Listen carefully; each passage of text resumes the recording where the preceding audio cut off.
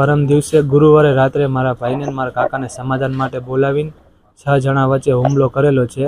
એમાં 2 અન્ય શખ્સ છે અને 4 જણા છે ને એ અનિલ રમેશભાઈ પરમાર, સુનિલ રમેશભાઈ પરમાર, રમેશભાઈ નાનજીભાઈ પરમાર ને ભરતભાઈ નાનજીભાઈ પરમાર. શિવાજીનગરમાં બનેલી હતી 2:15 ખૂણે, શિવાજીનગર દૂધસાગર રોડ ઉપર. એ 1 મહિના દિવસ પહેલા બોલાચાલી થઈ હતી. અનિલ રહ્યો ને પહેલા મારે ત્યાં કામ કરતો હતો, પછી 1-2 વાર ચોરીની કરી તો મેં કામેથી એને કાઢી મૂક્યો.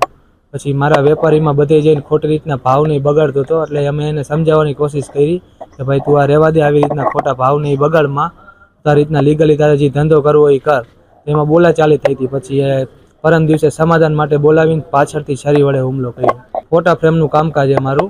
હુમલો એના ઘર પાસે જ અમને સમાધાન માટે બોલાવ્યો ને મોટા ભાઈને મારા કાકાને ત્યાં જ હુમલો કર્યો હતો.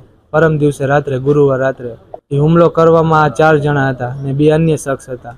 હું ત્યારે ઘટના સ્થળે હાજર નહોતો. પછી મારા ફોન આવ્યો ને પછી હું ત્યાં ગયો. એ મારો મોટો ભાઈ છે, પ્રકાશ દેવજીભાઈ જાદવ. એની ઉંમર 31 વર્ષ છે ને એને 2 સંતાન છે.